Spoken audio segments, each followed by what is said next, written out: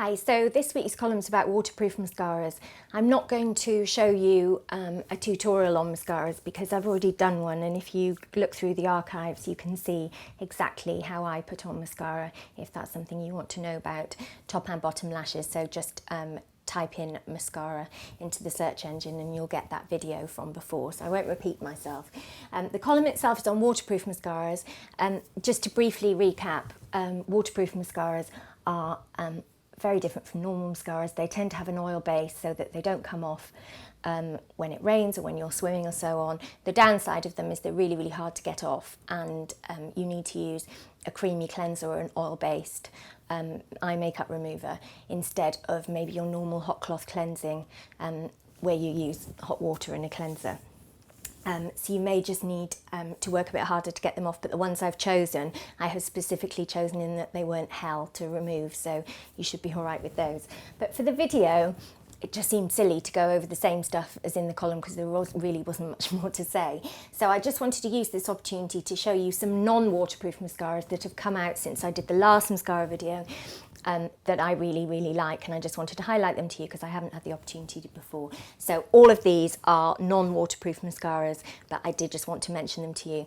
One thing I'm not going to include today are lash extending mascaras, which are ones that put fibres on your lashes to extend them. The reason I'm not going to talk about them is I'm going to do a whole column on them because I think it's really exciting and there are some really good ones coming up.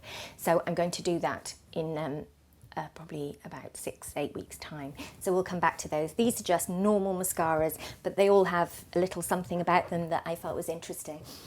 The first thing I wanted to talk about is this new thing of eye brightening mascaras. So what these are doing, it's quite a new idea in mascara. What they're doing is they're putting a slight tint in with the black to make the colours, the iris of your eyes look more pronounced and the whites of your eyes brighter.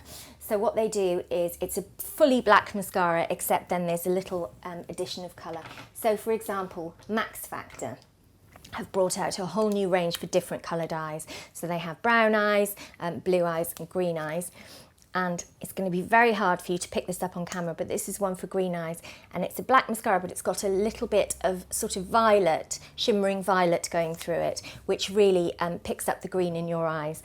And then there are different versions for all different eye colours. And apart from anything else, whether you buy into that or not, I personally do think they look really nice, but whether you buy into that or not, I think is a really good mascara. I really like the brush. I like these plastic brushes more than I like the bristle ones in general. And I've been trying them, and I've obviously been trying the one for green eyes because my eyes are green, and I think it's a really, really good mascara and really cheap as well. Mascaras have to be changed so frequently that I often favour a cheaper price point because they just don't last long enough. Also, Origins. Really exciting thing happening at Origins. Origins are relaunching their makeup, and now they're only doing makeup with Origins properties in them, so skincare properties or treatment properties. So in the past, whereas they just did makeup, which didn't really fit with the Origins ethos, now all their makeup has a treatment property. So for example, they're doing a light reflector which has eye cream technology in it. For example, foundation with skincare technology in it. And this mascara is a brightening mascara again, so it has that hint of colour in it. Good, nice, round brush, but it also has lash conditioners in it and things to treat your lashes and leave them soft and healthy. It's, again, a really nice mascara. It still lengthens and lifts and everything that you'd want a mascara to do, but it has that treatment property in it. Another mascara that I really want to show you because I just love it, it's such a good idea. Tom Peugeot, who is the makeup artist for Estee Lauder, and also has worked with Madonna and all sorts of people. He's an amazing makeup artist. He's in charge of Estee Lauder Colour, and this season he's done a double mascara called Sumptuous Two Tone based on what he did on the catwalks, and it's just a double-ended mascara. One is black, one side is black, and the other side is brown, but with a much smaller brush. And the idea is that you put the black on the top lashes and the brown on the bottom lashes. And actually, it's not something I'd ever tried before. And it works really beautifully. It looks really soft, gives more of a depth of field. It looks really great. There aren't many of these left. It's still out now. There aren't tons of them left, but I am told at time of filming that they are still out there if you want to get one. But of course you can emulate it with one black mascara, one brown mascara. But the genius of this is it has a tiny bottom lash brush like the Clinique bottom lash mascara for the brown, and black for the top. You could also always take an old brush from your bottom lash mascara, wash it out and dip it into a brown mascara, and you would get the same effect. I'm really, by the way, if you do own the bottom lash mascara, I really recommend you do that anyway. Keep the brushes and wash them out, because they're really, really useful for separating, really useful for corners of eyes and so on. Brilliant product, bottom lash. Paul and Joe have done a similar thing, a similar duo mascara. Although they're the same colour, they've got two different brushes. And this is a lovely sage green one. They've got a comb at one end for doing bottom lashes and tricky to reach areas like the corners, and then they've got a traditional bushy brush at the other end, and you still get quite a good helping of mascara. Paul and Joe's a lovely makeup brand. Another thing that we're seeing a lot of now is mascaras infused with lash serums. So obviously most people have heard of Rapid Lash, which is a growth serum to make your eyelashes grow. I'm sorry, they absolutely do work. I was such a doubting Thomas about it. When I was first shown Rapid Lash a few years ago, I said, no, load of nonsense. It's the most anti-me product ever. It's the kind of thing I would never normally believe in. But it totally, totally works. I've given it to women who've undergone chemo. I've given it to women whose lashes have been damaged by bad eyelash extensions, or women whose brows haven't grown out properly because they've overplucked them, and so on. And I swear, Rapid Lash works, and so do all the others I've tried. The only problem with some of the lash serums is some of them will irritate very sensitive eyes. There are some I can't use, for example, but they do work. They totally do work, and I'd be the last person to admit it if it wasn't true. So now there are mascaras with the serum infused. So you put your Rapid Lash or whatever brand you're using on at night before bed, and then in the day you're using a mascara with the equivalent of Rapid Lash inside the mascara to just keep the treatment going throughout the day. This is a really good one. It's by Urban Decay Lash Mascara, and it has growth serum infused in it, and it's a conditioning mascara. Really, really nice mascara. Nice brush as well. I like this brush. It's sort of shaped like a dumbbell, so it's thinner in the middle, so you can really get into the corners. Really nice mascara. Remember, with all these mascaras, you are going to need to throw them away after about 4 months, and they're going to get pretty manky. Another growth serum infused one is one by Sisley, Ultra Stretch. Lovely mascara, properly expensive because Sisley always is, but it would be silly of me not to show it to you. There are a number of others. MAC now have a lash serum that's very, very good. Revlon do a mascara infused with lash serum, and it's just a nice way, if you're using the serum at night anyway, it's a nice way of doubling up during the day. A serum infused mascara will not be enough on its own. You do need to do the treatment at night, but as I say, they work.